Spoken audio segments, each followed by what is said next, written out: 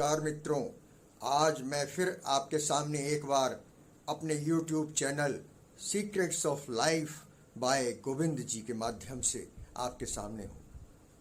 आज का मेरा विषय है श्राद्ध पर्व। अनेक लोगों ने मुझसे पूछा और आजकल जो पढ़े लिखे नौजवान युवक हैं वो तो खासकर ये प्रश्न बार बार करते हैं कि क्या श्राद्ध हमें करना चाहिए? श्राद्ध क्या होता है? श्राद्ध का क्या महत्व है? तो हम एक एक करके बारी बारी से सारे बातों को, सारे चीज़ों को उठाएंगे और उस पर मनन करेंगे। सबसे पहला प्रश्न आता है श्राद्ध। श्राद्ध क्या है? जैसा कि हम सभी लोग जानते हैं कि श्राद्ध में हमने अपने पिताजी, दादाजी वगैरह को करते हुए देखा कि कोई ब्राह्मण आता है, या एक नहीं 11 ब्राह्मण, 5 ब्राह्मण, 7 ब्राह्मण, जैसी जिसकी सामर्थ्य होती है उसके अनुसार वो ब्राह्मणों को भोज के लिए आमंत्रित करते हैं। श्राद्ध में क्या करते हैं? श्राद्ध मनाया कब जाता है? श्राद्ध आश्विन जब महीना शुरू होता है हिंदुओं का, तो उसकी पड़वा से लेकर और अमावस्या तक यानी 16 दिन ये श्राद्ध मनाया जाता है। और जिस तिथि में व्यक्ति की मृत्यु हुई है, पड़वा के दिन हुई है, द्वितीय में हुई है, तृतीय में हुई है, इस तरह 1, 2, 3, 4, 14, 15, तो जिस तिथि में मृत्यु हुई है वही तिथि उसके श्राद्ध की तिथि होती है। और अगर किसी को तिथि याद न हो तो अमावस्या जो लास्ट डे होता है उस दिन वो श्राद्ध किया जा सकता है। तो अब मूल रूप से लौटकर हम वहीं उसी बात पर आते हैं कि प्रश्न उठता है कि श्राद्ध क्या होता है, श्राद्ध किसके लिए किया जाता है? तो श्राद्ध पितरों के लिए किया जाता है। अब पितृ कौन से हुए? क्या कहलाएंगे पितृ? जो हमारे पूर्वज, दादा, परदादा, उनके भी पिता, उनके भी परदादा, उनके भी परदादा, जो लाइनेज है, जो हमारी श्रृंखला है, जिनके हम वंशज हैं, आज हम जो हैं वो हमारे जो लाइनेज थे, दादा, परदादा, परदादा के परदादा, इस तरह जो हमारे पितृ हैं, पितृ बन जाते हैं। वो आत्मा जब मृत्यु को प्राप्त कर लेती है, शरीरीय मृत्यु को प्राप्त कर लेता है, तो उसके बाद जो आत्मा निकल के जाती है वो लोकों में भटकती है। ना तो तुरंत उनका जन्म होता है और ना ही वो दूसरा शरीर एकदम धारण करके अपना योनि में आ जाते हैं। तमाम क्षेत्रों में घूमते रहते हैं। और जिस प्रकार के उनके कर्म होते हैं और जिस प्रकार का उनका तेज उस आत्मा के साथ में जाता है, एक घेरा जैसा कर्मों का जाता है, उसके अनुसार वो उतनी ऊंचाई पर ही रहते हैं, भटकते रहते हैं। लेकिन कुछ पूर्वज हमारे, कुछ आत्माएं जो पूर्वजों में हुई, वो जन्म भी ले लेती हैं। तो सवाल ये आता है कि हम श्राद्ध किसका करें? क्या पितरों का जन्म नहीं हुआ? क्या अभी भी वो भटक रहे हैं? तो हमें श्राद्ध करना चाहिए कि नहीं करना चाहिए? हमें क्या करना चाहिए? और श्राद्ध का क्या महत्व है? तो भाई सुन लीजिए, माना कि बहुत सी आत्माएं ऐसी हैं जो पुनर्जन्म ले चुकी हैं, उनका दोबारा से जन्म हो गया है, उनके अच्छे कर्म थे, अब उन्होंने किसी गर्भ के माध्यम से शरीर धारण कर लिया और उस प्रेत योनि में जो कि वो आत्मा घूम रही थी, केवल आत्मिक शरीर था, वो उससे उनको मुक्ति मिल गई। लेकिन तमाम ऐसी आत्माएं होती हैं जो हमारे वंशज होते हैं कि वो भटकते रहते हैं, उनके पाप कर्म उनको अभी पुनर्जन्म नहीं लेने देते और कहते हैं कि गरुड़ पुराण के मुताबिक कि नरक आदि योनियों में जाते हैं। हालांकि गरुड़ पुराण में तो बड़ी बड़ी गंभीर बातें बताई गई कि उनको खौलते हुए तेल में डाला जाता है, ये दलदल में डाला जाता है, क्या क्या किया जाता है। हालांकि वो मुझे कभी समझ में नहीं आता। जब भगवान श्री कृष्ण ये कह चुके हैं कि आत्मा है वो आत्मा, और आत्मा क्या है, ना तो उसे सुखाया जा सकता है, ना जलाया जा सकता है, ना बहाया जा सकता है, ना कोई शस्त्र अस्त्र उसको काट सकता है आत्मा को। आत्मा अजर अमर है और उसको कोई भी परेशान नहीं कर सकता, उसको कोई छेद भी नहीं सकता, कोई शस्त्र नहीं काट सकता। नैनम छिंदन्ति शस्त्राणि नैनम दहति पावकः। अग्नि भी नहीं जला सकती है आत्मा को, और कोई शस्त्र किसी भी प्रकार का हो, तलवार हो, तीर हो, कमान हो, भाला हो, बल्लम हो, लाठी हो, आत्मा को काटा नहीं जा सकता, छेदा नहीं जा सकता। नैनम छिंदन्ति शस्त्राणि नैनम दहति पावकः न चैनम क्लेदयन्तापो न शोषयति मारुतः। हाँ ना, हवा भी उनको नहीं कुछ कर सकती। तो आत्मा तो अजर अमर है। अब पितरों की यदि हम बात करते हैं तो पितृ हमारी जो आत्माएं हैं, जो हमारे पूर्वजों की, वो भटकती रहती हैं, और उसमें से तो तमाम जो पाप कर्म किए हुए होंगे वो उनके चारों ओर जो एक घेरा होता है, जिसे अपस बोलते हैं, आत्मा के चारों ओर एक पानी की बूंदों बूंदों जैसा एक घेरा होता है, जिसके कारण वो तमाम कष्ट भी पाते हैं, यहाँ वहाँ यहाँ वहाँ। अब वो उनको मुक्ति कैसे मिले? शरीर भी नहीं मिल रहा है क्योंकि अभी वो इस योग्य नहीं हुए हैं। अभी उन्हें वो गर्भ ऐसा नहीं तैयार हुआ है जिसमें कि जाएं और उनको आगे कष्ट जो उन्होंने किए हैं तो कर्मों का दंड मिले, जो भाग्य उनका बने वो भाग्यहीन हो जाएं। अभी ऐसा शरीर, ऐसी व्यवस्था उनके लिए नहीं हुई है, तो वो प्रेत योनि में भटकते रहते हैं। अब वो जब प्रेत योनि में भटकते रहते हैं बेचारे, तो क्या करें? शरीर तो है नहीं, तो क्या करें?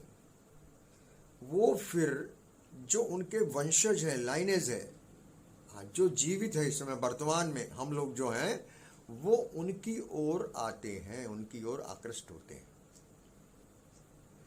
और जब वो देखते हैं कि उनके वंशज के लोग, बेटा हो, बेटी हो, कोई हो, वो भी उन जैसे ही कार्य कर रहे हैं, चोरी कर रहे हैं, हत्याएं कर रहे हैं, दूसरों को दुख पहुंचा रहे हैं, अपमानजनक शब्द बोल रहे हैं, हाँ, मानसिक रूप से प्रताड़ित कर रहे हैं, यातनाएं दे रहे हैं। यातनाएं खाली ये नहीं होती कि किसी को आप डंडे से पीटे, आप एब्यूजिंग लैंग्वेज प्रयोग करें, ऐसी भाषा बोलें कि दूसरे को आप डिमोरलाइज करें। जो भी कोई पूछे उसको ऐसा उल्टा जवाब दें, वो भी देखते हैं कि अरे ये पाप तो मैंने किया था और मैं इससे मुक्त नहीं हो पा रहा हूँ, और आज ये भी यही कर रहा है। तो बहुत रुष्ट होते हैं, बहुत नाराज हो जाते हैं। जैसे एक पिता अपने बालक के गलत कृत्यों को देख के दुखी होता है, उसी तरह ये जो हमारे पितृ हैं ये भी बहुत कष्ट पाते हैं, बहुत दुखी होते हैं, और कभी कभी वो दंड देने के लिए प्रताड़ित भी करते हैं अदृश्य रूप में, जिसको पितृदोष भी बोला जाता है।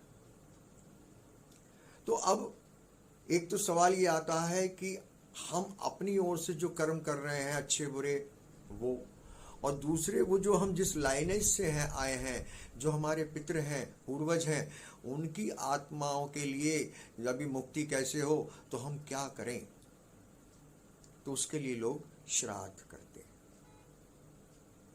और श्राद्ध में भोजन बनाया जाता है।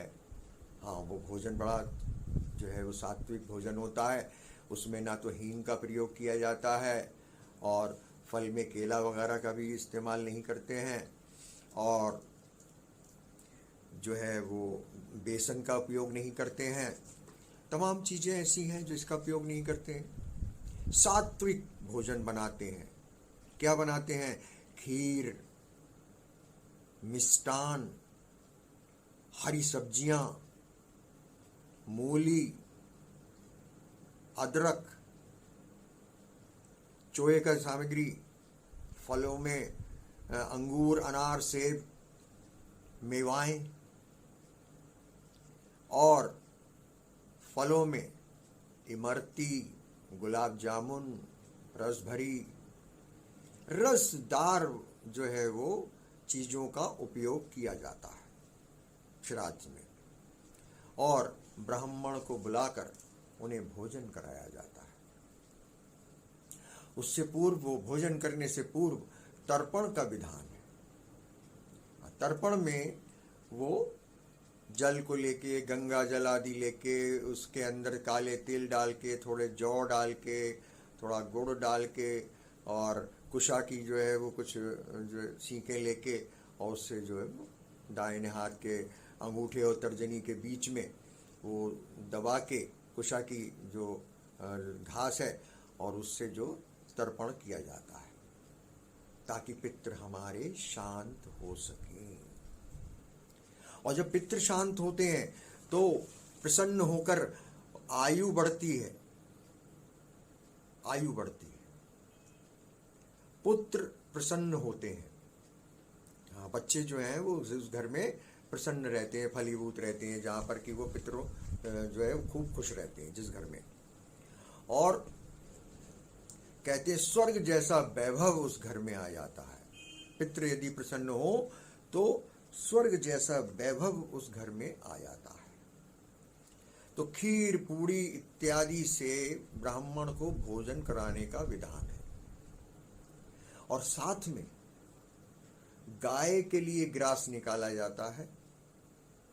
गाय का ग्रास, गाय तो कहते हैं ना वैतरणी पार कराती है, गाय में सारे देवताओं का वासा होता है। तो गाय का ग्रास निकालते हैं सर्वप्रथम, कौवे का ग्रास निकालते हैं। कहते हैं कौवा जो है वो यमराज का संदेश वाहक है, कौवा। कुत्ते का ग्रास निकाला जाता है, कुत्ते के लिए ग्रास, उसके लिए भोजन निकाला जाता है। कुत्ता भी यमराज के करीब माना जाता है। और चींटियों के लिए भी भोजन निकाला जाता है। तो कौवे का, कुत्ते का, गाय का, चींटी आदि के लिए ग्रास निकाल के फिर ब्राह्मण को भोजन कराया जाता है। मार्कंडेय ऋषि ने कहा है मार्कंडेय पुराण में कि ये हमें श्राद्ध कर्म अवश्य करना चाहिए। तो लोग श्राद्ध कर्म करते आ रहे हैं। जिस तिथि को प्राणी की मृत्यु हुई उस तिथि को ध्यान रखें, और ध्यान न रहे तो मैंने बताया कि अमावस्या जो लास्ट बिल्कुल डे है उस दिन वो श्राद्ध कर सकते हैं। पर थोड़ा सा यहाँ पर मेरा एक अलग मानना है। नंबर एक बात है कि जिस ब्राह्मण को बुलाया जाए वो तपस्वी होना चाहिए, ताकि उसके माध्यम से, उसकी संकल्प शक्ति से वो जो आप उसको भोजन दे रहे हैं वो आपके पितरों तक पहुंच सके। हाँ, उसकी संकल्प शक्ति, वो निष्ठावान हो, चरित्रवान हो, और साधना करता हो, योगी जैसा सादा जीवन व्यतीत करता हो, आजीविका का उसकी अन्यार्थ कोई साधन ना हो, ऐसा ब्राह्मण होना चाहिए। हमने देखा है कि तमाम लोग ऐसे ऐसे ब्राह्मणों को बुला लेते हैं कि बोले ये तो हमारे साहब जो है वो कुल के ही ब्राह्मण हैं, सारी कथाएं, सत्यनारायण आदि की कथाएं, पूजा और जो भी विधान होते हैं, और घर में विवाह शादी आदि होती है तो उसी में यही हमारा जो है वो कार्य संपन्न कराते हैं, जितना भी धार्मिक कार्य है, तो इसलिए हम इनको बुलाते हैं। तो एक एक दिन में मैंने देखा है कि वो 5-5, 6-6 जगह बुक हो जाते हैं। हमारे यहाँ भी, हमारे यहाँ भी, हमारे यहाँ भी। तो वो समय बदल बदल के आधे घंटे का गैप करके, और 5-6-7 घरों को निपटाना होता है उन्हें। तो वो आते हैं और आए, जल्दी जल्दी में आए, उन्होंने तर्पण कराया। और तर्पण में आपको क्या मालूम क्यों कौन सा मंत्र जपा, बस आपको ये तो पता लगता है कि उन्होंने कहा अपना नाम लीजिए, अपने पिताजी का नाम लीजिए, अपने दादाजी का नाम लीजिए, दादाजी के पिताजी का नाम लीजिए, और अगर आपको पता है तो अपने गोत्र का नाम ले लीजिए, स्थान आदि का नाम लीजिए, और तर्पणमस्तु तर्पणयामि तर्पणयामि, तो इस तरह तर्पण हो जाता है। अब उसमें कौन से मंत्र पढ़े गए आपको कुछ नहीं मालूम। वो उस तर्पण आपके पितरों तक पहुंचा कि नहीं पहुंचा आपको नहीं पता। वो भोजन वो जल्दी जल्दी किया गया, उन्होंने कहा भैया इसको बांध दो, थोड़ा सा बस ले लेंगे, थोड़ा सा ग्रहण करेंगे, बहुत आज 4 जगह होके आ रहे हैं, बस आपका हमने सम्मान रखा इसलिए हम आ गए हैं, ऐसा सुनने में आता है। तो आपको क्या चाहिए कि आप अगर ऐसा व्यवस्था नहीं हो पा रही है तो आप कुछ खाद्य सामग्री, कच्ची सामग्री ले लीजिए, आटा वगैरह ले लीजिए, घी ले लीजिए, नमक ले लीजिए, सेंधा नमक वगैरह, काले नमक का प्रयोग मत कीजिएगा, कुछ मिष्ठान आदि ले लीजिए, और इस तरह की चीज़ें लेके आप किसी गरीब व्यक्ति को दान कर दें, भले ही वो ब्राह्मण हो कि ना हो। गरीब की दुआ से, गरीब की शक्ति से, हर एक के अंदर आत्मा है, वो आपको ऐसी दुआ मिलेगी प्रत्युत्तर में कि वो आपके तर्पण हो जाएगा, एक तरीके से वो पितरों को पहुंच जाएगा, भले ही वो विधान न कराया गया हो। देखिए, विधान तो बस विधान है, मूल बात है आत्मा की, भाव की। जिस भाव से जितना कार्य किया जाता है उसी तरह से उसका फल मिलता है। भावना प्रधान है, भावो ही विद्यते देवो, भाव में ही रहते हैं भगवान। तो भाव से किया हुआ कार्य होना चाहिए। और फिर दूसरी चीज है पिंडदान। जब तक कहते हैं कि पिंडदान ना हो तब तक भी पितरों की मुक्ति नहीं होती। और पिंडदान के लिए शास्त्रों में जो है वो तो 55 स्थान वर्णित है।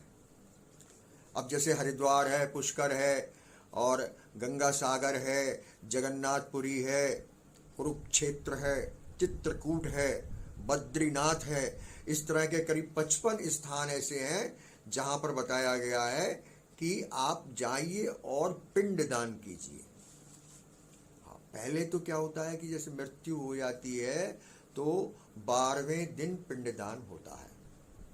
पिंड जैसे कहते हैं ना, कि आटे की लोइयां बना के और उसमें कुछ सामग्री पड़ती है, शहद आदि, दही वगैरह, वो उसको मिला के तो पिंड बनाए जाते हैं और उसका पिंडदान किया जाता है, विधान है एक उसका। तो पिंडदान कहाँ करें हम? एक तो 12वें दिन होता है। अब पिंडदान क्यों होता है? देखिए, हमारे हिंदू शास्त्रों में हर कार्य बड़े ही वैज्ञानिक तरीके से बताया गया है और किया गया है। शरीर को जलाना भी उसी वैज्ञानिक प्रक्रिया का बिल्कुल आधार है, शरीर को जला देना। जब शरीर से आत्मा निकलती है और निकल जाती है बाहर, तो फिर वो शरीर के अंदर जाना चाहती है, क्योंकि वो आत्मा ये देखती है कि अरे ये शरीर तो ये पड़ा है, अब मैं इसके अंदर कैसे जाऊं, मैं तो बाहर। पहले तो आत्मा निकलती नहीं है, छटपटाती है, छोड़ती नहीं है शरीर को। लेकिन जब प्राण खिंचते हैं, मृत्यु आती है, तो फिर आत्मा उससे अलग हो जाती है। और जब आत्मा अलग हो जाती है तो वो शरीर के साथ रहती है। और पेट तो कहते हैं उस शरीर का, वो 12 से 24 घंटे तक क्रियाशील रहता है। दिमाग कहते हैं 4 मिनट तक क्रियाशील रहता है। तो वो आत्मा शरीर का भ्रमण करती है और लोगों को वो बताना चाहती है कि अरे मैं हूं, अरे मैं हूं। लेकिन चूंकि उसका शरीर से नाता टूट गया, संपर्क टूट गया, तो जो शरीर क्या है, शरीर एक अंग है, उसके बॉडी एक जो है वो क्रियाशीलता थी।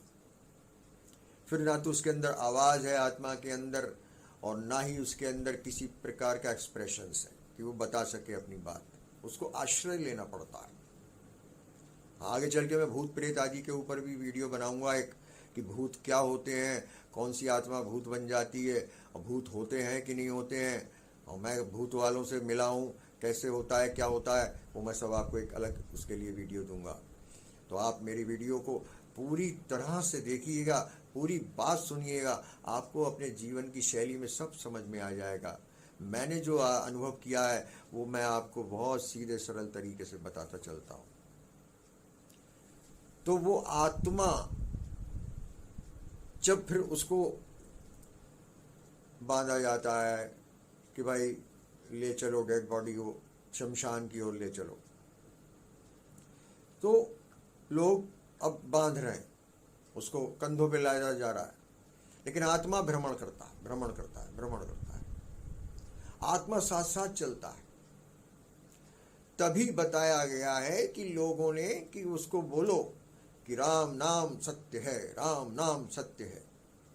अब वो तो जो बॉडी है वो तो मुर्दा है, लेकिन जो आत्मा है वो उस तक वो बात क्रिया पहुंचती है कि राम नाम सत्य है, राम नाम सत्य है। लेकिन वो क्या करे, तब जान के क्या करे, जब शरीर था तब जानती कि राम नाम सत्य है, उसी में ही रहना है, उसी में ही बोलना है और सत्य में ही जीना है, क्योंकि राम नाम सत्य है, राम ही का नाम सत्य है, ईश्वर ही का नाम सत्य है। बाकी कृत्य तो मिथ्या है, संसार मिथ्या बताया गया है।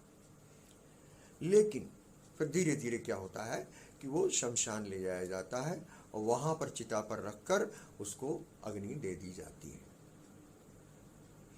वो आत्मा वहां भी भ्रमण करती है, वहां तक जाती है, और जब ये देखती है कि वो शरीर जल गया, अब वो शरीर ही ना रहा जिसमें मैं रहता था या रहती थी, तो फिर उसका मोह भंग होता है। जब राख बन जाता है ये शरीर तो उसका मोह भंग होता है। लेकिन फिर भी कुछ आत्माएं इतना संसार से जकड़ी हुई होती हैं, मोह माया में लिप्त होती हैं, छोड़ना ही नहीं चाहती इस संसार को। हाँ, इसको बिल्कुल नित्य मान के और इसमें जकड़े रहते हैं, इसके धन दौलत में और उसके स्वाद में लोलुप होते हैं, बस छोड़ना ही नहीं चाहते इस शरीर संसार को। तो वो फिर घर में मंडराते हैं, घर के चारों ओर घूमते रहते हैं और देखते हैं कि लोग कितना परेशान है, कैसे क्या क्या हो रहा है, क्या हो रहा है, क्या हो रहा है। तो कहते हैं कि फिर हमारे शास्त्रों ने में इसका वर्णन है कि फिर ऋषि मुनियों ने देखा कि आत्मा फिर वहाँ से जा ही नहीं रही है, तो भाई इसका ऐसा करो, पिंड दान करवा दो। तो पिंड कहते हैं ना, पिंड, पिंड माने शरीर। हाँ, उस शरीर का रूप एक आटे की लोई के हिसाब से बना दिया जाता है, वो शरीर का रूप है। कहते हैं ना, यथा पिंडे यथा तथा ब्रह्मांड में जो कुछ भी है तथा पिंडे, जो ब्रह्मांड में है वो इस पिंड में, शरीर में, शरीर पिंड है। तो पिंड मतलब पिंड दान, किस शरीर का दान, कि 12वें दिन उसके जो भी जिसने बेटे ने भी या जिसने भी अग्नि दी है उससे पिंड दान करा दिया जाता है। तो ताकि भाई तेरा शरीर भी दान हो गया, अब तू जा। हाँ, ये इसलिए पिंड दान है। पिंड दान अच्छे से समझ लीजिए, पिंड मतलब शरीर। तो शरीर को एक रूप देके कि ये पिंड है और उसका दान कर दिया जाता है, वो पिंड दान। तो पिंड दान का विधान 55 जगहों पर बताया गया, जिसमें कि 3 स्थान सबसे ज्यादा जो है वो महत्वपूर्ण बताए गए हैं। और वो 3 स्थान कौन से हैं? वो है बद्रीनाथ के पास ब्रह्म कपाल। बद्रीनाथ जो धाम है हमारा, तीर्थ है, वो बद्रीनाथ के पास एक जगह है ब्रह्म कपाल। वो बड़ा अच्छा स्थान बताया गया जहां पर कि वो पिंडदान किया जा सकता है। दूसरा, हरिद्वार में नारायणी शिला, हरिद्वार जो है शहर, हरिद्वार में नारायणी शिला पर जो लोग जाकर पिंडदान करते हैं तो कहते हैं कि वहाँ पर पिंडदान करने से पितरों को मुक्ति मिलती है। वहाँ पर जहाँ तक देखते हैं आते हैं कि भैया अब हमारा शरीर तो रहा नहीं है, अब तो क्या करें, हटो यहाँ से हटो, ऊपर के क्षेत्र में उठो, चलो मुक्त हो जाओ इस संसार के। क्योंकि संसार में क्या है, पृथ्वी, पृथ्वी हम लोग कौन है, पृथ्वीवासी, हम लोग पृथ्वी पर रहते हैं। और पृथ्वी में ध्यान रखना, न्यूटन का सिद्धांत, वैज्ञानिक न्यूटन जो हुआ है, इस पृथ्वी में क्या है, गुरुत्वाकर्षण शक्ति है, ग्रेविटेशन पावर है। ग्रेविटेशन पावर तो आप सभी लोग परिचित हैं कि वो अपनी ओर खींचती है। तो धरती का आकर्षण इतना प्रबल है कि वो अपनी ओर खींचता ही रहता है, खींचता ही रहता है, उसमें गुरुत्वाकर्षण शक्ति है। तो वो आत्माएं भी वासनामयी होने के कारण, पापमयी होने के कारण वो धरती से आकर्षित रहती हैं और धरती की ओर बार बार जो है वो घूमती रहती हैं, धरती में ही परिक्रमा करती रहती हैं। क्योंकि वो अशरीरी हैं, उनके शरीर नहीं है तो दिखाई नहीं देते, परंतु उनका अस्तित्व हमारे चारों ओर रहता है, चारों ओर रहता है। तो हम बात कर रहे थे कि कौन सी 3 जगह हैं जहां पिंडदान करने से ज़्यादा जो है वो पितरों को मुक्ति मिलती है। तो उसमें नंबर 1 बताया, बद्रीनाथ के पास ब्रह्म कपाल स्थान है, और दूसरा हरिद्वार में नारायण शिला, और तीसरा स्थान जो है वो है गया। गया में सबसे ज्यादा मान्यता पिंडदान की दी गई। उसके पीछे भी एक छोटी सी संक्षिप्त सी कथा है कि गया को इतना महत्व क्यों दिया गया। कहते हैं कि गया जो है वो विष्णु जी की नगरी है। विष्णु जी की नगरी कैसे है कि एक बार भस्मासुर जो हुआ था, उसका एक भाई था गयासुर, उसका नाम था गयासुर। वो गयासुर ने घोर तपस्या की, घोर तपस्या की, विष्णु जी की घोर तपस्या की, लीन हो गया तपस्या में। विष्णु जी उसकी तपस्या से प्रसन्न हुए और उसके सामने प्रकट हुए और उन्होंने उससे कहा कि तुम वरदान मांगो, क्या चाहते हो, क्यों इतनी मेरी तपश्चर्या कर रहे हो। तो गयासुर ने कहा कि महाराज, मुझको ऐसा वरदान दे दीजिए कि लोग मेरा दर्शन करें और पापों से मुक्त हो जाएं। मुझे ऐसा वरदान दे दीजिए कि मैं जहां हूं वहां पर लोग मुझे अगर देख लें तो पापों से मुक्त हो जाएं। अब क्या हुआ कि वो लोग खूब पाप कर्म करने लगे। लोगों को तो फिर ऐसी युक्ति मिल गई बैठे बैठाए कि भाई पाप करेंगे उसका दर्शन करके मोक्ष मिल जाएगा, तो कौन सी बात है, फिर तो क्या कहना ही क्या, शॉर्टकट। हर व्यक्ति शॉर्टकट ढूंढ रहा है, कैसे मैं 5 मिनट में ब्रह्म ज्ञान प्राप्त कर लूं, कैसे मैं 10 मिनट में ये कला सीख लूं, कैसे मैं 16 सेकंड में नाम जपूं और मेरे को गुड लक मिल जाए। ऐसे ऐसे शॉर्टकट आदमी आजकल ढूंढ रहा है कि जैसे यूं गया यूं आया और चांद पे उतरा और चला आया, शॉर्टकट। तो ये तो सबसे बढ़िया शॉर्टकट मिल गया कि भैया गयासुर जो है वो कितने ही पाप करो, और गयासुर को तो ये वरदान मिल गया है, इनके दर्शन करके पाप मुक्त हो जाएंगे। तो खूब पाप कर्म करने लगे लोग, और गयासुर के दर्शन करके पाप मुक्त होने लगे। इस कारण पृथ्वी का जो कहते हैं कि जो संतुलन था और पृथ्वी का जो नियम है वो टूटने लगा।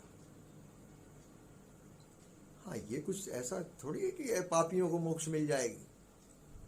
बहुत लोग पापी समझते हैं कि गंगा नहाने से जो है वो पाप धुल जाते हैं। तो स्वामी रामकृष्ण परमहंस से बल्कि एक बार किसी ने पूछा कि महाराज बताइए गंगा के बारे स्नान के बारे में आपकी क्या राय है। गंगा स्नान करने से लोग कहते हैं कि पापों से मुक्ति मिल जाती है, तो गंगा स्नान में तो लोग बहुत करने जाते हैं, तो पाप सब उनके जो है वो क्षीण हो जाते हैं, पापों से मुक्ति मिल जाती है। कृपया आप बताइए, आपकी बात को हम ऑथेंटिक मानेंगे। शास्त्रों में तो बहुत कुछ लिखा है और बहुत कुछ विरोधाभासी भी हमें लगता है, लेकिन आपका इस पे क्या कहना है? अब देखिए, स्वामी रामकृष्ण परमहंस इतने भोले थे, परंतु जो विद्वान आए थे जिन्होंने ये प्रश्न किया, उनकी ये चतुरतापूर्ण प्रश्न को सुन के मुस्कुराने लगे, और वो किसी शास्त्र का खंडन नहीं करते थे, न खंडन करते थे न मंडन करते थे, महिमा मंडित भी नहीं करते थे कि हाँ ये सही है ये गलत है, और वो खंडन भी नहीं करते थे, किसी विवाद में नहीं पड़ना चाहते थे। तो जब ये प्रश्न उनके सामने रखा गया कि भाई बताइए, गंगा जी के पास जो है वो लोग जाते हैं नहाने गंगा और पाप मुक्त हो जाते होंगे, फिर तो फिर लोग जो है खूब पाप करें और गंगा नहाया करें और पाप मुक्त हो जाए, आनंदपूर्ण अपना जीवन बिताएं।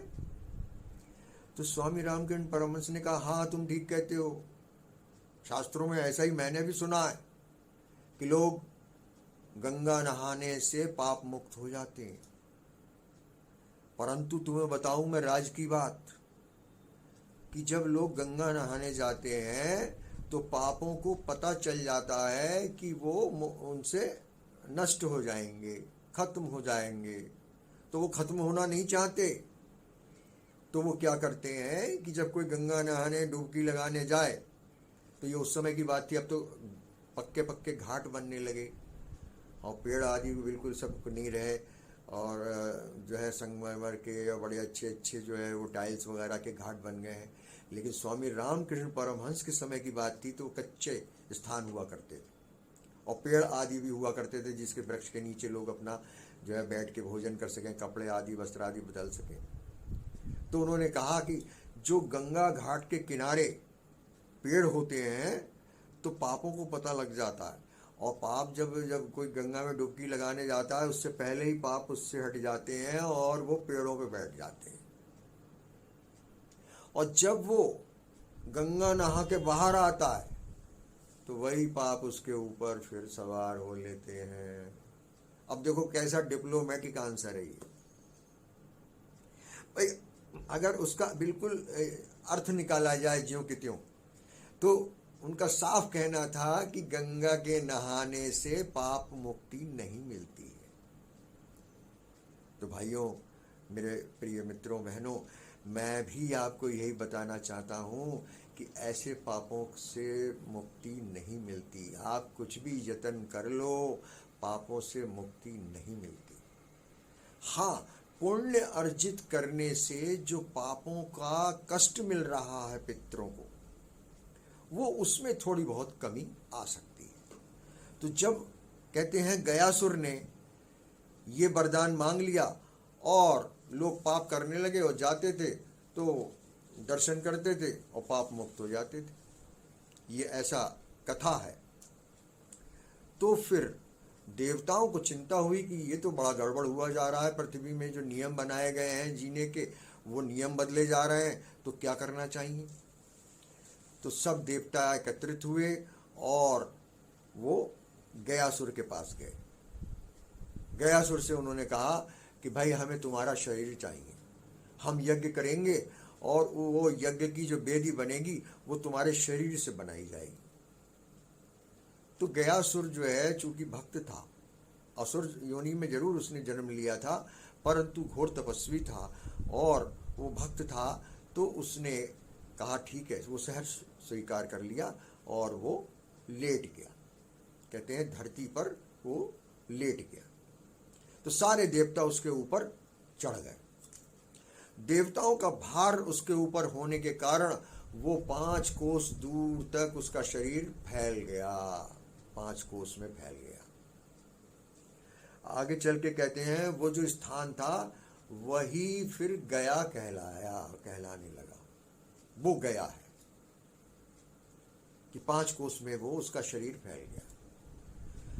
जब देवताओं के कहने पे वो तुरंत मान गया तो वो उसने फिर भगवान विष्णु का ध्यान किया, और जब भगवान विष्णु का ध्यान किया तो विष्णु ने ही चूंकि उसे वरदान दिया था, तो भगवान विष्णु प्रकट हुए। भगवान विष्णु के समक्ष उन्होंने फिर गयासुर ने ये कहा कि प्रभु अब मुझे ऐसा वरदान दें कि ये जो शिला है वो शिला के रूप में स्थापित हो गया था, 5 कोस। उन्होंने कहा इस शिला पर आप देवताओं सहित यहीं रहेंगे, ऐसा वरदान दे। तो भगवान विष्णु ने उसको कहा कि हम पितृ रूप में देवताओं सहित यहाँ रहेंगे।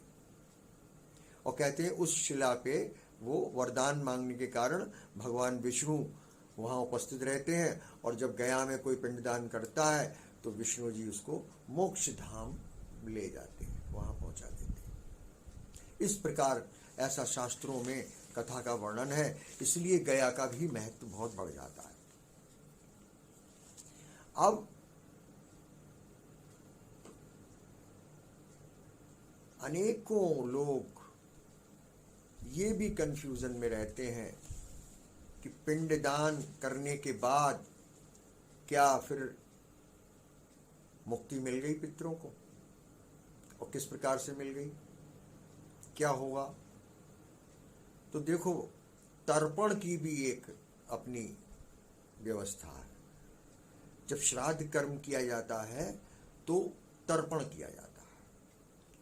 हालांकि तर्पण जो है वो लोग जल से कराते हैं, लेकिन मैंने अपने अनुभव में पाया कि तर्पण जो है वो जो भी करें, जो भी विधान है भाई, वो जो चल रहा है वो तो चल रहा है, लेकिन उससे हमारे पितरों का कुछ भी होने वाला नहीं है। हाँ, ना तो उन्हें पानी पहुंचेगा, ना उन्हें खाना पहुंचेगा, ना उन्हें, क्योंकि वो अशरीरी है। जब अशरीरी हैं तो उन तक पहुंचाने की शक्ति किसमें है? संकल्प शक्ति द्वारा वो जो है वो तो पहुंच सकता है वो पुण्य लाभ, क्योंकि ब्राह्मण ने अपना ऐसा जो है जब तब किया है, उसकी आत्मा प्रसन्न हुई, उसके अंदर जो तेज है, बल है, और वो संकल्प लिया है उसने ये अपने यजमान से कि मैं तेरे पितरों के लिए भोजन ग्रहण करने आया हूँ, तो वो संकल्प की शक्ति से वो जो तेज है, तप है, वो उन आत्माओं तक पहुँचता है। और जब उन आत्माओं तक वो तप और तेज पहुँचता है तो जो उनके पाप कर्म उनको या यहाँ वहाँ भटका रहे थे उनमें कमी आती है। इस तरह वो शांत होते हैं, उनका उपद्रव शांत होता है, पितृ शांत होते हैं। परंतु आज के समय में ऐसे ब्राह्मणों को ढूंढ के लाना क्या संभव है जिनके अंदर संकल्प की शक्ति हो, जो नित्य साधना करते हों, तपोमयी हों, तेजोमयी हों, बलवान हों। ऐसे साधकों को, ऐसे ब्राह्मणों को, ऐसे तपस्वियों को, ऐसे योगियों को कहाँ से कौन ढूंढ के लाएगा, और फिर वो तुम्हारे लिए, तुम्हारा भोजन करने के लिए तैयार हो जाए। तो अच्छा गरीबों को आप खिला दो, गरीब की दुआ, अगर गरीब भी पेट भर के नहीं होगी, 10-20 आदमी लोग उसको उस दिन खिला चुके, ये भी ढूंढना पड़ेगा। आत्मा से उसकी तृप्त कर दो, उसको खिला दो, तो तृप्त होने के बाद स्वतः ही यदि वो आशीर्वाद स्वरूप कुछ भी ना कहे, चले आओ, मिल जाएगा। जिस निमित्त किया है, पितरों के निमित्त किया है, उन तक पहुंच जाएगा, निश्चित रूप से पहुंच जाएगा। तो जो संचित कर्म उनके हैं पितरों के, वो थोड़ा पाप कम हो जाते हैं। तो तर्पण में क्या करते हैं कि जल का लोटा लेते हैं, उसमें थोड़ा दूध मिलाते हैं, थोड़ा काले तिल मिलाते हैं, जौ चावल साबुत मिलाते हैं, और चंदन का थोड़ा सा जो है वो बुरादा भी मिला लेते हैं, और फिर कुशा लेकर और सबको मिलाकर, और वो दाएं हाथ की तर्जनी और अंगूठे के बीच में कुशा रख के और उनको तर्पण करते हैं, पितरों का आवाहन करके तर्पण करते हैं। तो अब आवाहन करने की शक्ति होनी चाहिए। आवाहन तो संत ज्ञानेश्वर ने किया था। ये वीडियो जरा लंबा हो जाएगा, इसलिए मैं वो संत ज्ञानेश्वर की पूरी कथा नहीं यहाँ सुना सकता, लेकिन संत ज्ञानेश्वर को ब्राह्मण कुल में जन्म लिया था उन्होंने, लेकिन कुछ उनके पिताजी को संन्यास ले लिया था उन्होंने, और संन्यास लेने के बाद फिर उनकी पत्नी ने एक गुरु को भोजन कराया, उन्होंने पुत्रवती होने का और उनको आशीर्वाद दे दिया। तो बाद में पता लगा कि वो इनके पति तो सन्यासी हो गए हैं और आशीर्वाद आपने पुत्रों को दे दिया है। तो पता गुरुजी को पता लगा कि अरे तो ये तो विट्ठल पंत जो हैं वो मेरे ही शिष्य हैं। तो उन्होंने विट्ठल पंत को बोला कि तुम अब गृहस्थ में जाओ, और मैंने चूंकि तुम्हारी पत्नी को ये वरदान दिया है तो इसलिए तुम जाओ और वहाँ रहो और गृहस्थ जीवन व्यतीत करो। और जब वो गृहस्थ में संन्यास लेने के बाद, संन्यास लेने का मतलब है कि अब कोई दुनिया से हम नाता नहीं रखेंगे, यहाँ तक कि अपना पिंडदान और ये वो सब कुछ सन्यासी कर लेता है। संन्यास का मतलब है कि मोह माया संसार हर कुछ सब कुछ उसके लिए अब भगवान है, कुछ भी नहीं, मेरा मुझ में कुछ नहीं। भिक्षा मिल गई, खा लिया, ले लिया, जहां सो गया, सन्यासी जीवन। और एक सन्यासी जब गृहस्थ में आ जाए फिर लौट के, तो फिर दूसरे जो ब्राह्मण थे उन्होंने उनको नाराज हो गए और उन्होंने उसको देश निकाला जैसा कर दिया। और उनका जनेऊ आदि उनके बच्चों का, उनके 4 बच्चे हुए विट्ठल पंत के, उसमें से संत ज्ञानेश्वर एक थे। संत ज्ञानेश्वर बड़े तपस्वी थे, आत्मज्ञानी थे। संत ज्ञानेश्वर का कहना था कि हर एक के अंदर आत्मा रहती है, चाहे वो ये भैंसा ही क्यों ना हो। एक भैंसा वहां से गुजर रहा था, तो एक जगह श्राद्ध चल रहा था, तो ब्राह्मण लोग बुलाए गए थे, 11 ब्राह्मण थे। वहां पर जब श्राद्ध चल रहा था तो ब्राह्मण हंसे और बोले कि वो इस भैंसे में भी आत्मा है, अच्छा अभी देखते हैं। और एक ब्राह्मण ने जो है उठ के और उस भैंसे की पीठ पे वो जोर जोर से 3 डंडे मारे। थोड़ी देर में क्या देखते हैं कि संत ज्ञानेश्वर की पीठ पे वो डंडों के निशान उभर आए। ब्राह्मण ये देखकर बड़े आश्चर्यचकित हो गए। तो ज्ञानेश्वर जी ने कहा, तो जो सेठ जी ने जिन्होंने जो है वो अपने पितरों के भोजन के लिए उनको आमंत्रित किया था उन ब्राह्मणों को, तो उनको उस सेठ से उन्होंने, ज्ञानेश्वर जी ने कहा कि अरे तुम इनको भोजन कराते हो, ये पितरों को बुलाएं तो जो पितर भोजन ग्रहण कर सकें, शरीर नहीं आए इनकी छाया ही आ जाए, या आवाहन तो करें, बुलाएं। अब सब एक दूसरे का मुंह देखने लगे। ज्ञानेश्वर जी ने कहा चिंता की कोई बात नहीं है, ठहर जाओ, मैं अभी बुलाता हूं। और कहते हैं कि 11 पितरों का उन्होंने, क्योंकि 11 ब्राह्मण बुलाए थे, 11 पितरों का उन्होंने ध्यान किया, आह्वान किया कि इस कुल के, इस नाम के लोगों के जो पितर हैं वो उपस्थित हों। तो उसमें से कहते हैं कि 4 लोगों का पुनर्जन्म हो चुका था। 7 जो शरीर थे, जो प्रेत रूप में रह रहे थे, पितर रूप में रह रहे थे, वो 7 लोग छाया के रूप में साक्षात सामने आके बैठ गए और दिखाई देने लगे सेठ जी को कि हाँ ये है, ये मेरे दादाजी हैं और ये मेरे वो हैं। लोगों ने बताया कि हाँ ये है। तो संत ज्ञानेश्वर ने उनका आवाहन कर लिया था। तो आवाहन करना आता हो, संकल्प में बल हो, तब जो भोज है वो आपके पितरों को लगेगा। ये मेरी अंतिम बात है। अब तर्पण को मैं किस रूप में देखता हूं, ये मैं आपसे कह के अपनी बात को पूर्ण करूंगा और मैं आपसे फिर अगली वीडियो में शीघ्र ही मिलूंगा। तो तर्पण क्या है? तर्पण तो मैं तो नाम से जैसा कि समझ पाता हूं, मोटा मोटा जान लेता हूं, नाम में बहुत कुछ छुपा हुआ। तर्पण, तप को, विरहंश को गया, तप को अर्पण करना। आप तप करिए। जब से श्राद्ध शुरू हो उन दिनों आप तपस्वी का जीवन शुरू कर दीजिए।